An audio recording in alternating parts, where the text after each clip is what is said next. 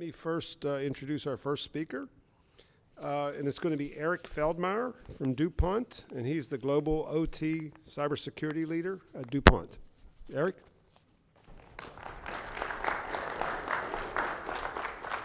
Thank you, Sid.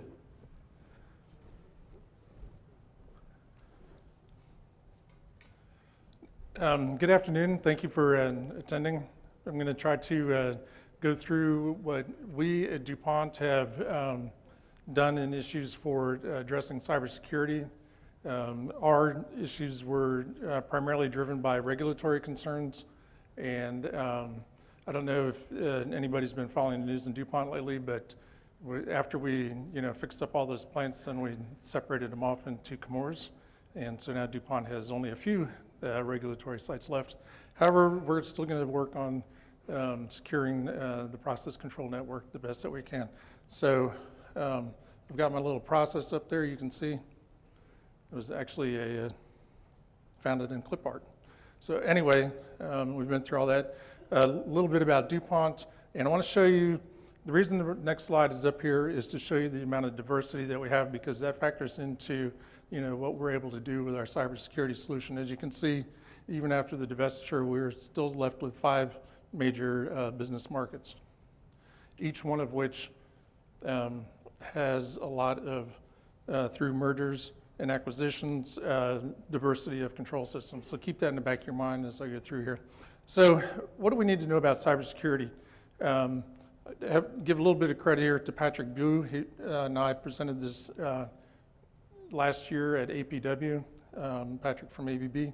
And a couple of these leading slides are his, and then I'll get into what we did for implementation. So, what is cybersecurity? It's measures taken to protect the computer system against unauthorized access or attack. It's the unauthorized part that, is the biggest concern. We want to have the open, free flow of information, but if you don't belong in there, we don't want you in there, right? So, I mean, that's the part that's the most difficult to control. So we have to go through a process, and the biggest part of this whole thing is understanding, what you have out there. So coming through and assessing all your devices, if you are in a manufacturing company and you're here today, and you haven't gone through this yet, you really need to get a good feel for what you have out there on the shop floor. One of the biggest challenges that we have in addressing OT security is that management tends to think, or at least legacy thinking is that, well, if it's a computer, why isn't IT taking care of it for us? Well, the issue is that IT and OT, in case you don't know, have actually 2 different sets of priorities. So, in IT, confidentiality is the highest priority. Integrity is second, and availability is third. If they need to reboot your computer in the middle of the day, they just do it. Obviously that would kill a process. It would lose money. I know some processes that if they lose their control system, they're down for a week, cleaning the process out. I mean, it's a pretty major impact. So, OT stresses availability, integrity, and confidentiality. So the solutions tend to be different, okay? And when IT comes out and scans our networks to find out what kind of vulnerabilities we have, they don't really care if they slow down your email, But if they slow down an operator response to something, then we have real concerns. So we typically block those scans, on the OT network. So because we do that, then we aren't able to uncover our vulnerabilities on the networks and have to come up with a different set of tools or a different way to handle things. So, like I said, different approaches. IT, 3 bad password tries, you're locked out, have to call the help desk. Some companies go 5 or 8, I don't know. I think ours is actually 4, but I've had to call the help desk before, head in hand sort of thing. I lost my password, I got locked out. It's not a fun thing. You definitely don't want that to happen if you're trying to run a process. So part of it, you have to measure your risk. Risk is the threat, vulnerability, and consequences. If you don't know the consequences of your process, then you really need to go back and figure out why you're in business.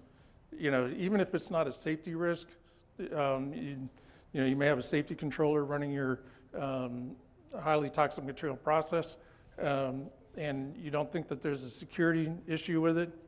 Think again.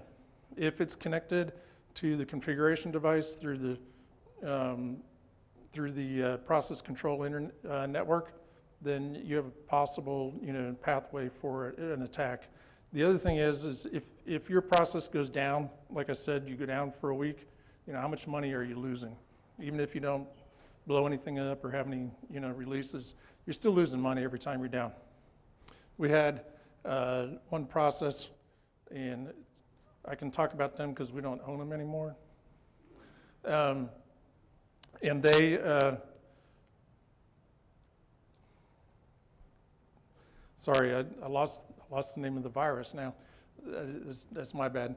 Anyway, they hadn't patched their systems, so they hadn't maintained their level of patching. And this patch came out with XP Service Pack 3. So that should tell you how old that is. It's, 2005, 10 years old? Okay, and this was 2 years ago, they hadn't patched yet. So they got hit by that virus, ripped all the way through their networks. Well, it didn't really impact their running, so they didn't shut down. So they didn't factor in the economics of rebuilding all those systems, but they should have. It took many hours of their downtime to rebuild those systems, and had they not been scheduled to go through a downtime to rebuild those systems, obviously, they would have had some economic impact. Okay, so obviously the curve here does show that there is some optimal amount of security costs that you want to spend based on the probability of risk, but you don't want to bankrupt yourselves going through that. Okay, so, well, there's a poltergeist here. Okay, so that brings us up to standards. What is it that we want to try to provide for security? And you have to figure out. Okay, I'm going to get some help up here. Thank you. What set of standards you're going to follow? So IT has a set of standards. ISO 27000 series, the NIST framework. The industrial automation has ISA 99, which we all know now is IEC 62443. But here's the interesting thing. If you look at this grid, you're going to see that there's a lot of overlap on these standards, okay? And then finally, the energy sector has the NERC standards, and then they have some IEEE and IEC standards that bring over, and it looks like more prescriptive type standards.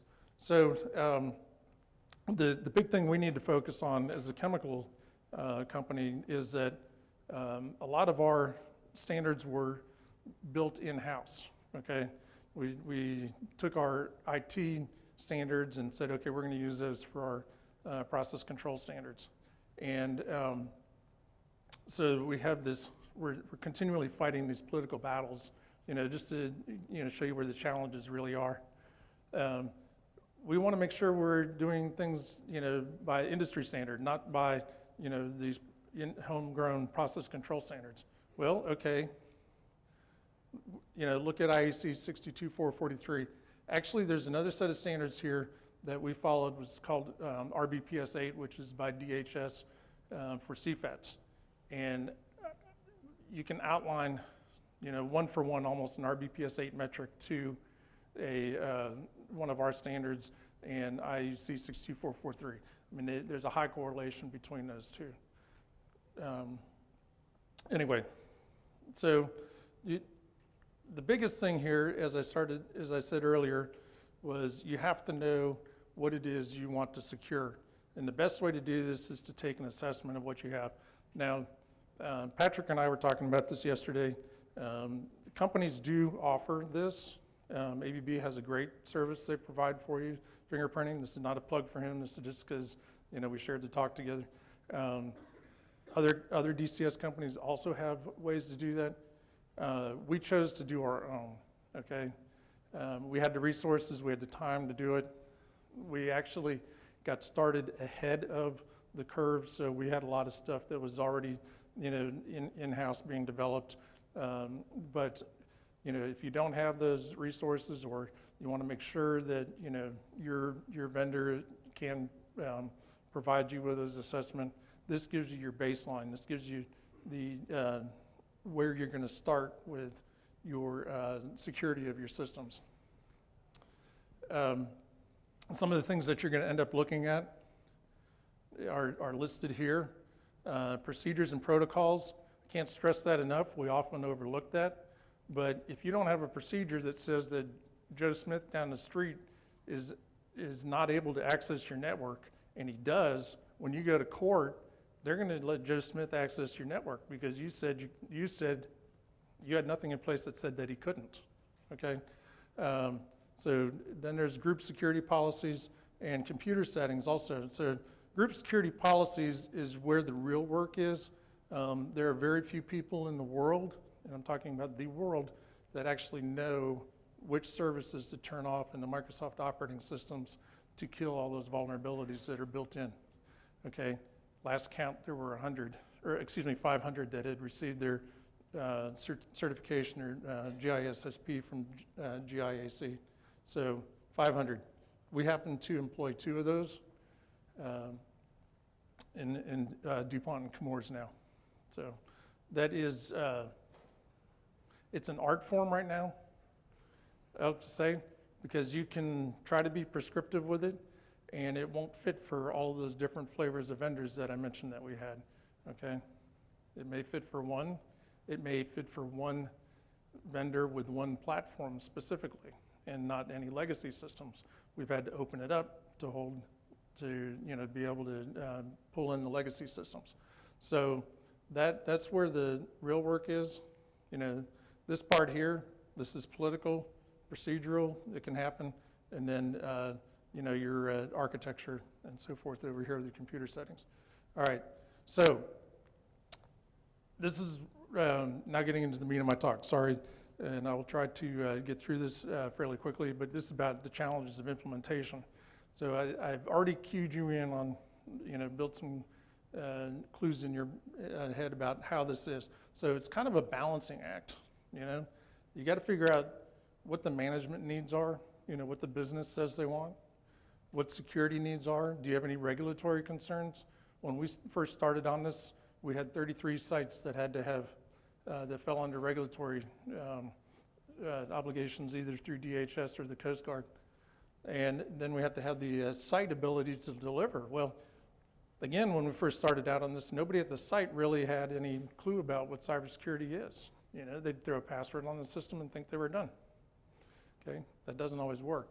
So, you have to look through this list, figure out what the corporate wants and what the site has and what they want. So, the corporation, as I said earlier, business says, well, why can't you just use an IT solution? We're heavily invested into IT. And, so then you have to go through this whole thing. Well, we can't because, their tools attack our process control vendor software and, they're too aggressive on the scans and, whatever. Then you have to figure out, here was the oldest, this is the oldest complaint from process control engineers. And I'm sorry if I'm offending any IT folks in here, hopefully not.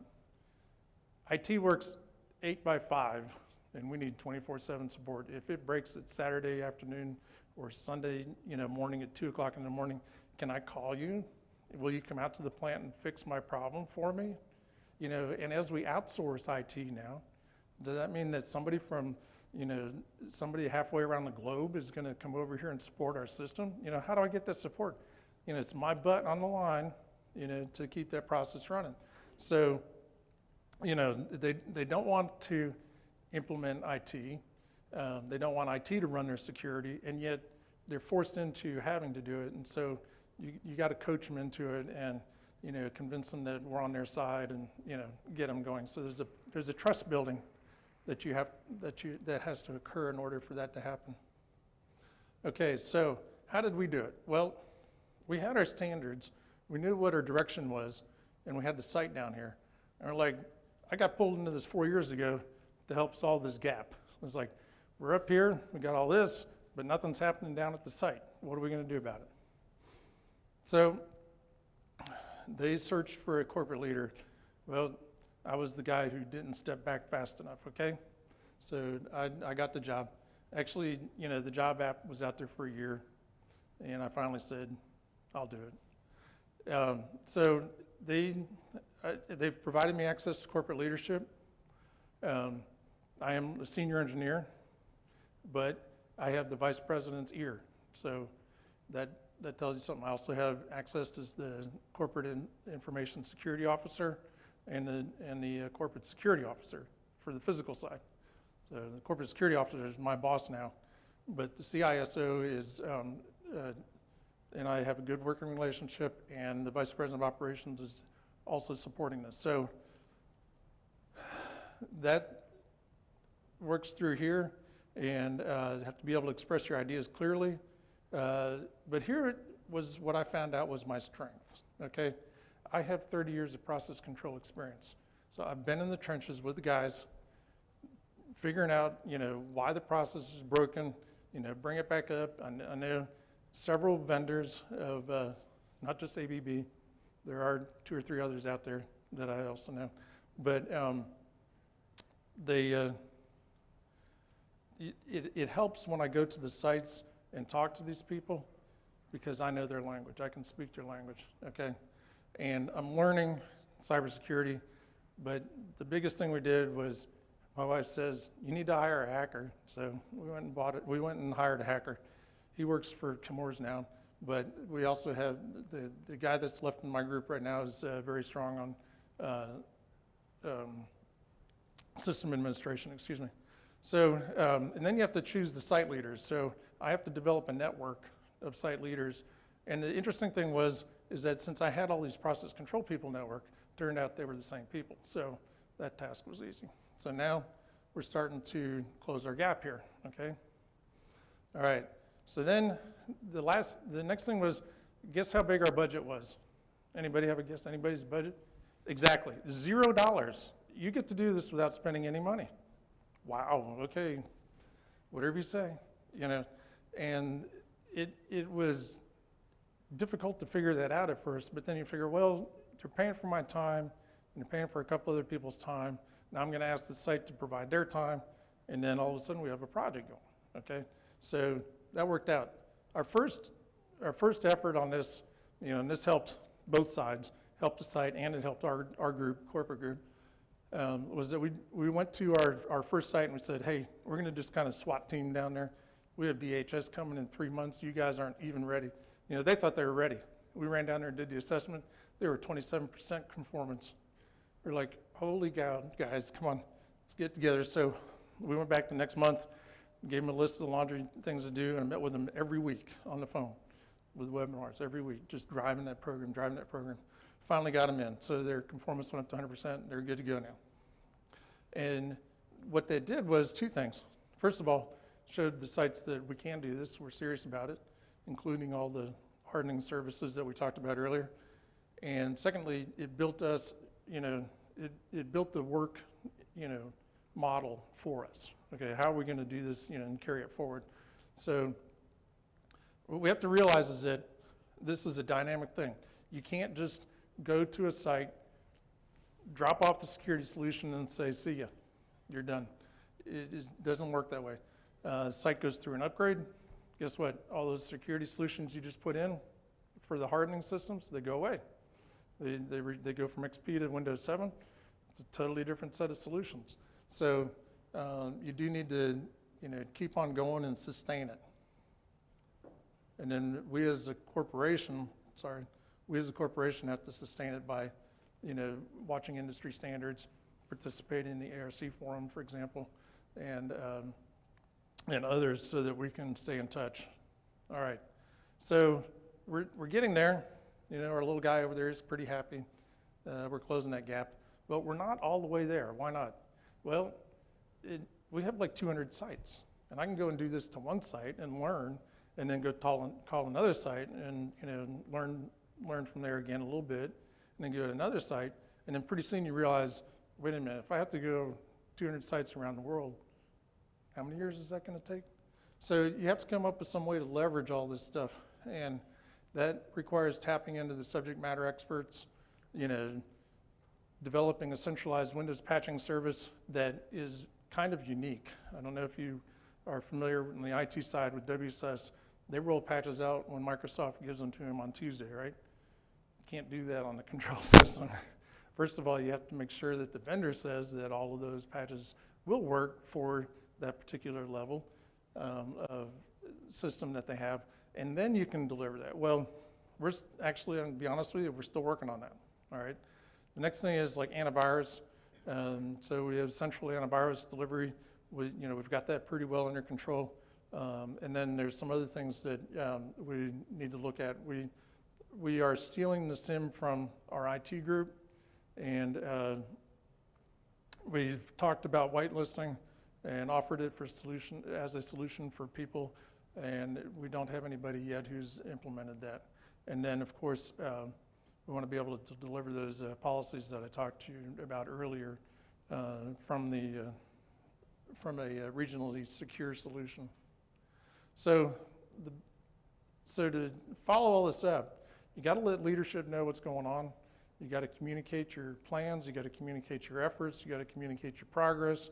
You got to tell everybody what's going on. I meet quarterly with the Industrial Control System Support Group. I meet monthly. I hold the steering team with all the stakeholders. So the CISO, the VP, my boss, basically whoever wants to attend, whoever's interested. And then on top of that, I have meetings with, periodically with top management and the plant managers, because they're the ones who are basically the asset owners, and they need to know what's going on. And the biggest thing is be available, work with the vendors, find out what's going on in the industry, be available to your sites if you're set up in a manufacturing environment, assist them, promote continuous dialogue, do follow-up. Hey, everything going all right? Heard you had a problem, whatever. Just keep all that going. And then finally, from the corporate side, refresh your standards. Go through every 3 years, do a review, make sure you're still current, align with global regulations and industry trends. Monitor the U.S. CERT incident response. I don't know if you were in the DHS presentation yesterday when you talked about this, but that's important. That way you can find out. They will publish when they find vulnerabilities in people's control systems. And so you go through and say, hey, go through that asset list that you've developed. Do you guys have this particular, module or, running this particular software that has this vulnerability? You might want to do this, to help contact the vendor, sort of thing. So that helps you out. So with all that, we finally have our guy crossing the finish line here. Yay, he won. We are still in this process here, so I can't really say, yay, we've won yet. It's a work in progress. Remember the Plan, Do, Check, Act model that's always continually sustaining, but we're getting closer every day. So, and the way we did it, and this is my last slide, is through these leveraged solutions, and that's the only way we could have done it at a $0 budget. Thank you.